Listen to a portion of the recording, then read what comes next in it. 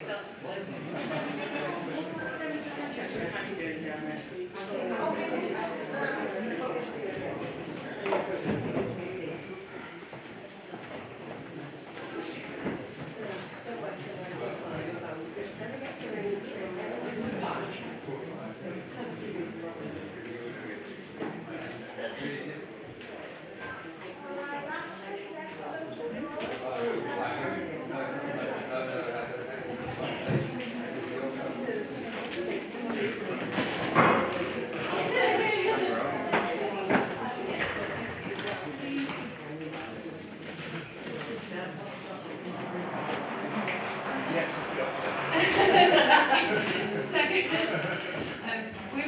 might not need these actually, so.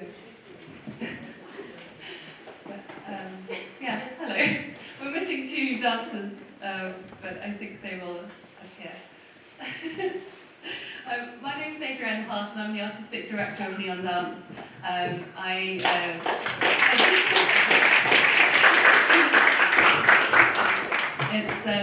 It's been a pleasure to be here at the Coronet Theatre. It's such a gorgeous space to present this work. This is what.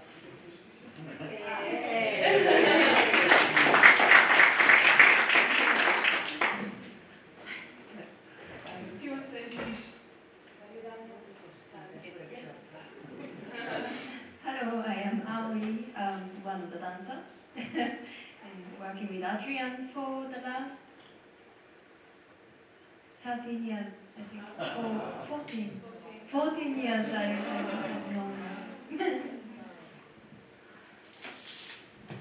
Hello, I'm Fukiko, one of the collaborators. I've been working with Adrienne for about 5 years. Yeah, I've done 2 productions. Yeah, and Calvin will join us shortly. I think he was trying to have a shower, which is a bit ambitious. So this is a Q&A. It's an opportunity to ask questions, and we will do our best to answer. So if anyone would like to start with a question.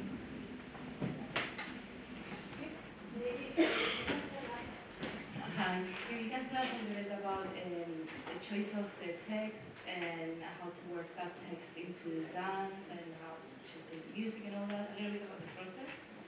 Yeah, absolutely. Yeah, I'll kick off and then I'll get you guys to talk a bit more about the process. So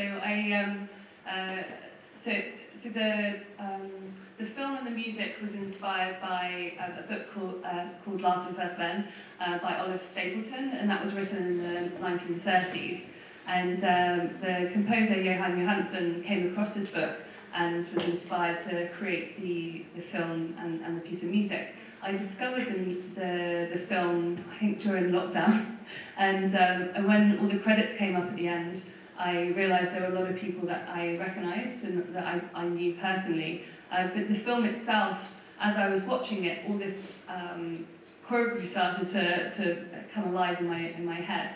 And I felt the film, and then absolutely once I read the book as well, I realised that there was space within the film and the music to add another element and to say a little bit more about these fascinating beings described in Olive Stapleton's novel. So that was the starting point. I very luckily gained permission. Sadly, Johan Johansson had passed away, but I gained permission from his estate to work with the film and the music, and that was our starting point. So I pulled together some collaborators from Johan's kind of inner circle, but then from my inner circle as well that I knew would be sensitive to this type of working, of layering of different art forms. Do you want to talk, the two of you, maybe a little bit about, or maybe Fukiko, do you want to talk about the, because I know you're going to deliver a workshop tomorrow on this a little bit, the description of the Last Men and that process? Hello. One day we were just 2 of us in a gym rehearsing in Swindon, and she gave me a piece of paper with Stapleton's some text from the book, and so the unison we do on the beginning is that day that I came up with most of the movement. Basically, he's describing the last man and the possibility of evolution from now to like 2,000 million terrestrial years from now, which was quite, imaginative. It could be like hairy, it could be like elephant, it could be, it could be anything, and you have like eyes, eyes that you can communicate from. So it was, it became the movement. It became sort of this weird proportion that I came up with. I think there was a little bit about navigator in the text, which was with a helmet that he was performing with a Kelvin. Like there was a sort of fragility in the text as well as the strengths, and it was like a mixed feeling that I was quite inspired by that text, that little text. I know the book is quite chunky, but it was like already quite inspiring for me, like without the movie, with with the sound as well. But I think the text was pretty striking for me. Yeah.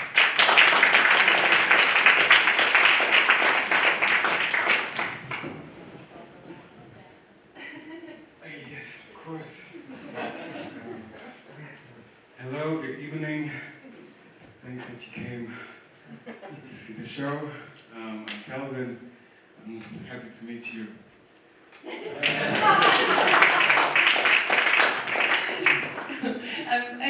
Any questions? Another question?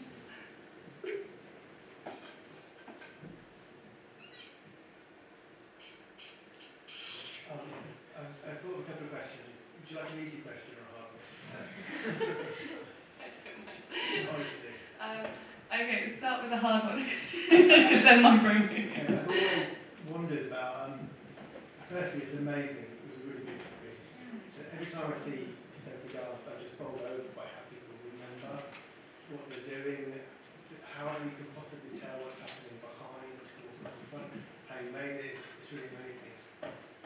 But with that film, what I've always sort of slightly not understood is those monuments are made because of the wars. They commemorate the wars in Serbia and also the concentration camps. And I never understood why, what relation they actually really had to the people who died. And I wondered if you'd actually thought about, if you'd considered that in dance, consider that in the dance, which felt quite energetic. Yeah, I think my understanding is that they were meant to be beacons of hope for a unifying. So they were filmed in former Yugoslavia, to give some context, and so obviously they were then taken and abstracted and used to create this other world, which I think was a fantastic idea because they're so surreal as monuments. And so I just think it shows that even if you have this crazy story where humanity 2 billion years in the future, that actually you can find a lot of elements from here now today to draw upon, and to and I was talking about this before the Q&A, that a lot of those monuments have been destroyed since they've been filmed. So there's a potency there in that they were captured on camera, and there's this continuing conflict between people in that area, in that community. I don't know if I'm really answering your question, but it just felt that it felt really key. A lot of the choreography is really drawn out, taking these monuments and really thinking about how can we draw out from the film and put those monuments on the stage. I think a lot of you were trying to embody those objects, and Last and First Men, the book it's a sad story. It's all about the last of humanity, but there's always this slither of hope. Like right at the end, they talk about being able to send the seeds of life out into the cosmos, hoping that somehow life will continue. And I think that's what those monuments were meant to stand for. So yeah. I think you're right. I think the joy thing is mentioned quite a lot in those monuments, and they are really inspiring. I mean, I make work about them, and they do something. Like you do wonder where the hell they come from, and you do wonder whether those artists just use the excuse of the war to make something really crazy. But I understand, it must have been. Did you actually think of the monuments when you? What did you do? Did you just do what you were told to do, or did you just do it? That's not how we work. yeah, May I? So I think we work very individual. And what we've done, like Adrienne and I, because we worked separately, because we worked in different countries, and then came together, mashed the piece to what it is now. But when Adrienne and I met, we worked with fragments of the text and trying to translate them. So there was the text and the images which kind of gave food to the movement, or fed the movement. So, and yes, lots of movement are embodiments of monuments, or the feelings of the monuments that kind of also embody these creatures or these other humans which are described in the text. There's this connection.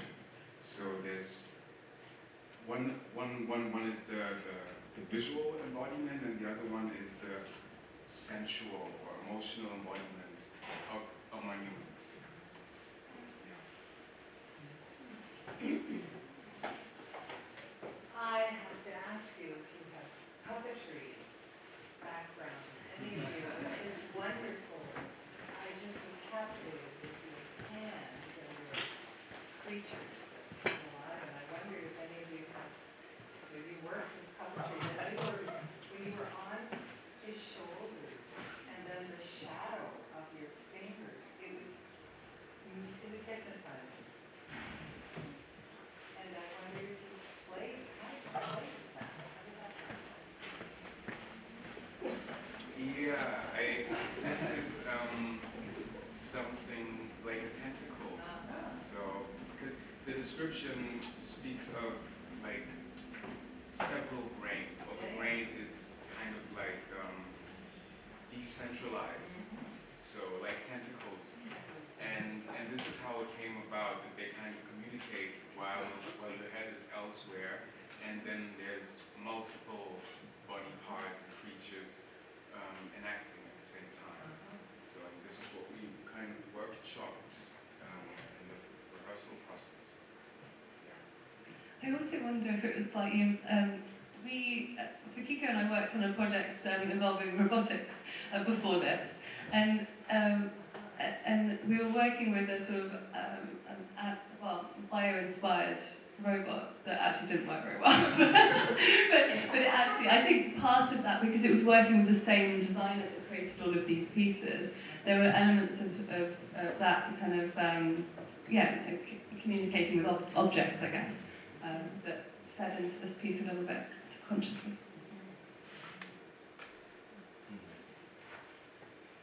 May I ask, as the only male component in this amazing world, how did you feel that you fitted in? How did you work it out between you? How you fitted in? Because you had to be strongly there, but also very much other yourself.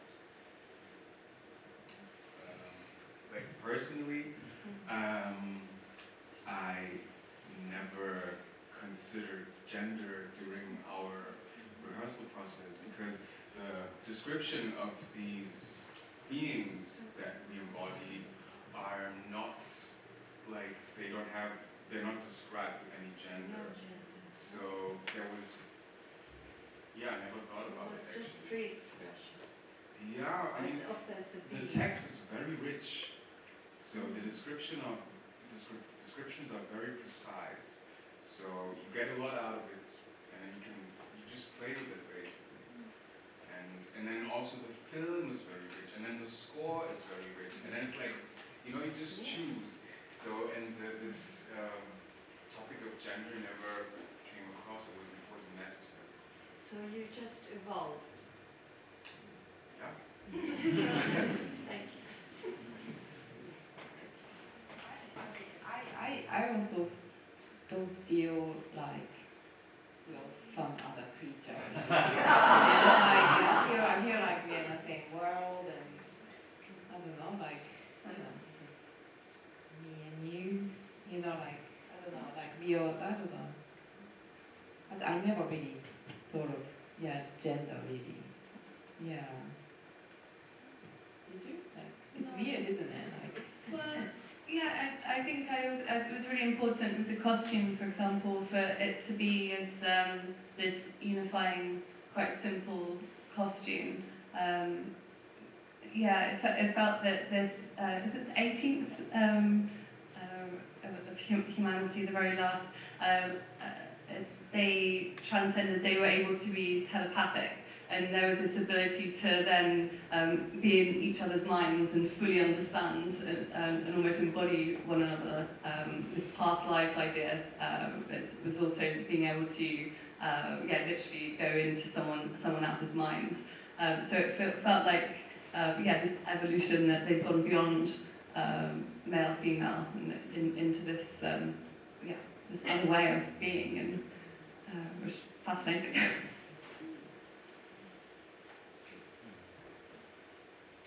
I'd like to ask a question. I'm not a dancer, so it could be non-conscious. I thought it was extraordinary. I thought it was amazing. And I think you also talked about that moment where you're all just moving with it. This was a different sort of communication. You were brilliant. I'd just like to say thank you for that. It was really amazing. You were amazing. I thought you were all really great. And I also detected, just from an information point of view, what the person just there said about there was a kind of a separation going on as a member of the audience. It's kind of like it was quite interesting, but you're physically really different. So maybe just that. But I was quite interested in terms of the language. You kind of seem to develop a real way of moving on the ground. When you were laid down, the way you moved, you really seem to create some. This is so good on so many levels, I have to say, and I think it's indicative of how it was. It was good from different sources, not just what you did, but from where you took and stuff like that. But you did seem to develop this way of moving on the ground. Did that take a long time? Are you aware of that, or is that just part of your modern dance technique, or the way you kind of just did it? It's amazing. To be honest, it was a bit sticky, the floor. It could be better. It can be better. But I guess it's also the training as well as we've been doing it for a while. How long have you been doing it? How long? 3 years. Yeah, we realised, it's been almost 3 years. Yes, this project. But this is our first London premiere. So but there was I think obviously they're incredibly skilled artists, but there was a kind of layering that went on. So it's not just technique. There was a kind of an understanding of the narrative, embodying this text, as we just talked about, embodying the images and the music, and then creating stories and it just it kind of naturally evolved. But actually, the making process was very short for this work. I think wasn't it like only 5 weeks? No less. Three of us was only a few days, no? Yeah, I really wanted to work with these three specifically, and their timetables really didn't allow for them to work together. So I was like, we're going to make this work. But It was the most easiest creation, you say, right? Yes. The most smoothest kind of. Yeah. Absolutely, yeah, it went really smoothly, but I think all three of you just really delve into the project and yeah, and spend the time to really consider this world that we wanted to create together, and so yeah, it was a joy. Do you put forward quite a lot of structure? Because there seems to be kind of like there seems to be moments of real polyphony between like people who do individual, and then you would really come together. It's really quite musical. I thought it was really. Do you structure it in quite a strong way? Is it a lot just people writing in command?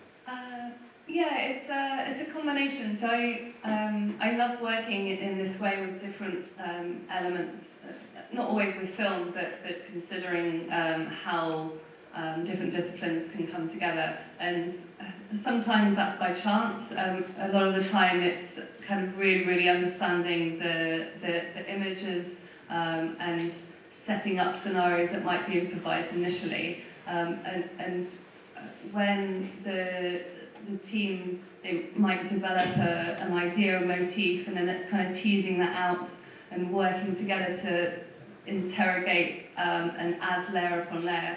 But yeah, in terms of structure, I think I wrote a script at one point, and so there's these kind of structures, but it's almost, you kind of want to allow chaos to occur, like you try everything, and then slowly kind of peel back until you've got the essence of a work that feels rich and essential.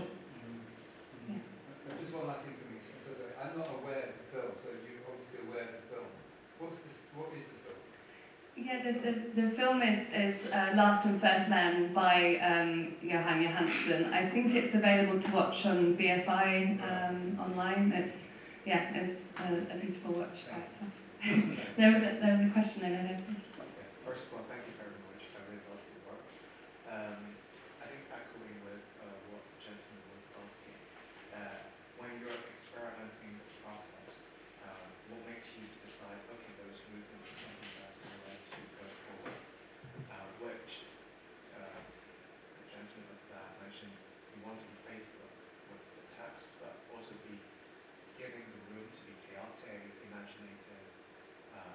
So I would be curious, like, how do you make the decision that, okay, these are some movements that we would like to would like to try, and did it evolve over these 3 years as well? Yeah, if I just say briefly, and then get these guys to feed in as well. One of the things to help answer that question, and one of the things that we haven't really brought up yet, is that the artifacts that we work with a lot by Anna Reykjavik. I've been collaborating with her almost as long as I've been collaborating with Ari, actually, for a long time. And her work, it deals with the future body.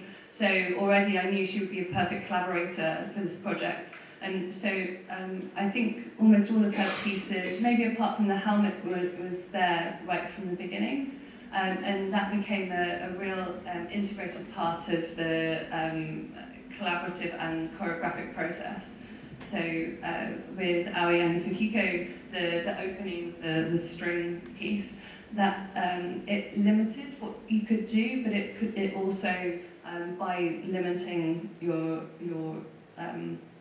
movement, it also provided possibilities, and I found it a really interesting process. Yeah, I don't know if you want to. Some of the artifacts. Definitely, yeah. It's a really interesting piece. Also, it can be blinding, but I guess that's part of it. I don't know. What I like about it is the gentleness. You sort of have to be gentle. That you can't I can't just run around being attached. Because we can't see each other very well, we have to feel each other as well. Like every step is like, I'm feeling Aoi, and I think, that sort of piece creates that movement, isn't it? That creates the choreography, and I think Anna's work does that, you know, the hands as well, the helmet. Yeah, it's a great work. Yeah, really enjoy. Yeah, it's an architecture, a framework, and yeah, it's And I just wanted to add that because we're working in the world of science fiction, and science fiction has certain rules, whilst there's the fiction part of it, but it wants to apply to science. And this 2 billion years across time, I believe there's also the necessity to detach from the rules that we've set up in our perception of time, for example, clock time or gender and all of these things, to rid them, to let other ideas of being enter your body, and getting rid of them, and then just being fed by the imagery and the text was, I think, very helpful for the things we created on stage. And also for this different understanding, because it's not like, I think, 1 and 2 and 3 and 4 and 5 and 6 and 8 and whatever, but it's really like, what kind of information do I get? And then it tickles somewhere, and then there's like information coming from underneath Earth, and then there's antennas going out of space and whatsoever. There's like huge worlds we create, which are partly visible and partly not visible. And then there's this idea of like the quantum theory. There's like multiple parallel universes happening at the same time. So this is also something that we connect with while being on stage. And to also answer your both questions, the idea of gender or different movement qualities is also connected to like how we worked in the beginning, because we worked separately, like also spatially, because time and space didn't allow us. And we have very different backgrounds, like physically, our trainings and everything.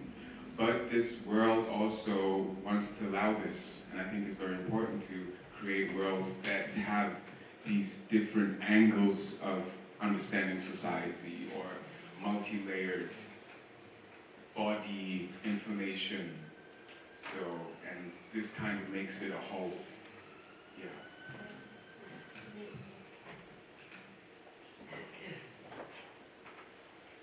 Like to make a statement as opposed to a question. Because I'd like to ask questions that I need to know, so I'd rather ask questions. What I did like about this piece in particular was the floor work. There are so many productions that I see now where it's almost as if the floor is taken for granted, and it was very nice to observe and watch and be entertained as 3 individual dancers, but one at times that was very, very unique and very close. And I think I'm going to leave here and take away the beauty of working in different places, as different people, with different styles, in a different time period, because it really worked well.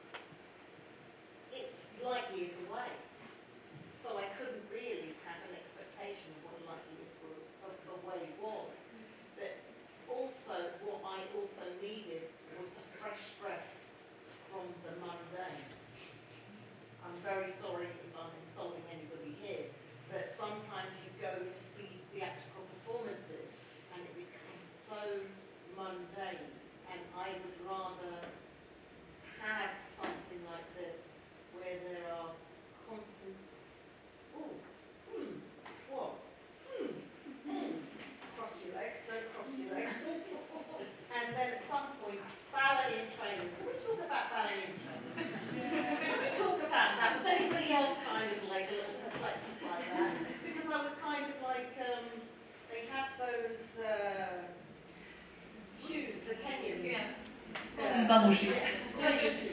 I need to know what I need to know what the thing. But that in itself was quite useful to actually watch a contemporary dance ballet piece executed by all three of you at times in different ways, and then there was like the prehistoric two-legged monsters that I was trying to relate to, but they weren't really just me, kind of thing. But that is my statement in one.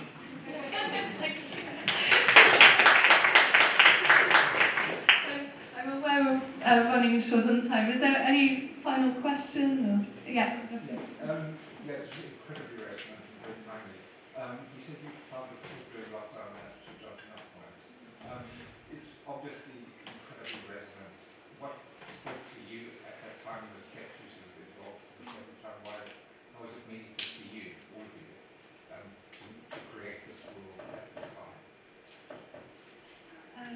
That's a good question. For me, it was initially when I watched the film, it was like this meditation on humanity and our place in the cosmos, and then it was reading the book that it gave weight and narrative and a bit more understanding to where Johan Johansson was coming from.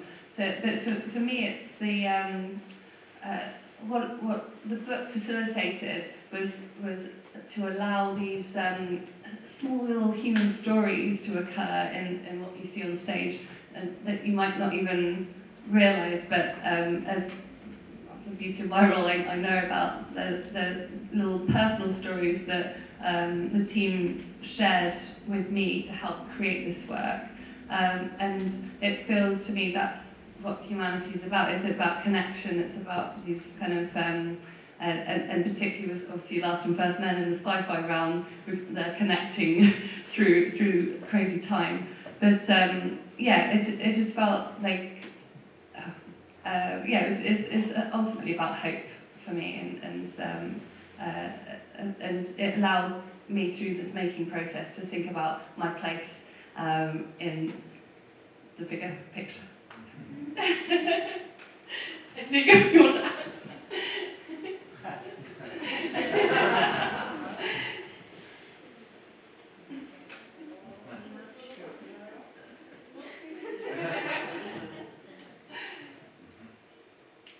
Okay, so I think, so after the show, I feel like I came out of sauna. Like, I feel like, oh, I've meditated. Or like, I've had something drained, which is good. So towards the end of the piece, it has this journey to me, like when the sun burst, I'm like, oh my God, this too has died, and I'm like only like humanity on the earth or something. But then there's many layers to it, but towards the end of the piece, like I feel, but Theodore talk about, it's only a flash of the, moment that we are existing on this earth. So I feel about,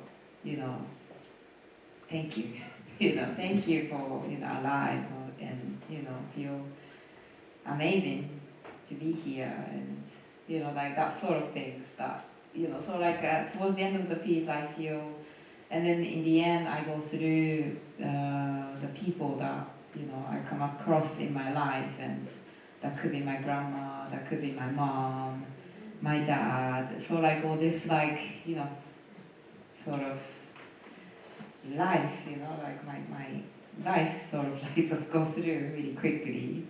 So yeah, summoning, it's, I guess hope. Yeah, hope. We are terrible to this planet, but then there is a hope, if we start being more, appreciated and, thankful and being kind to each other and, you know, also universal love and all that, you know. I mean, I think it's each to their own, but that's sort of things I think about. So yeah, I feel good coming off stage. Yeah.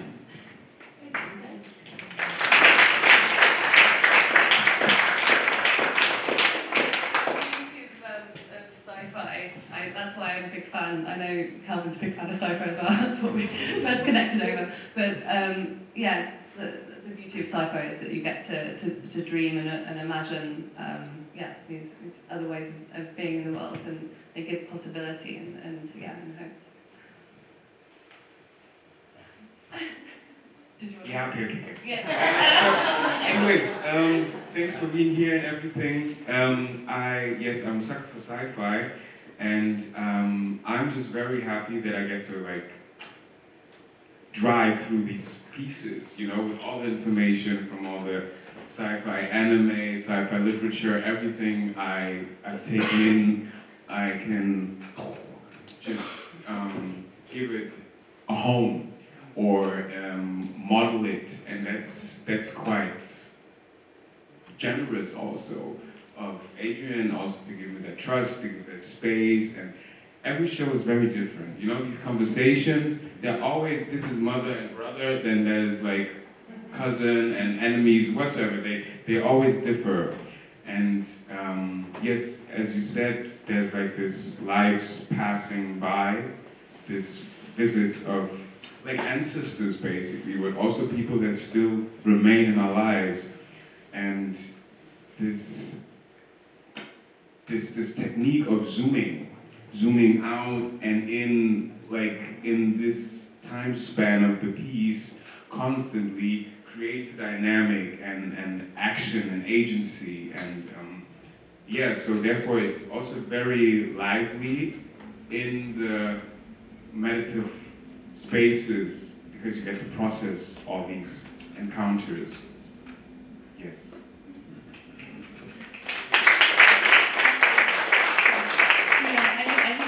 We should leave it there, but thank you so much for coming. It's been wonderful. Thanks for all the questions as well.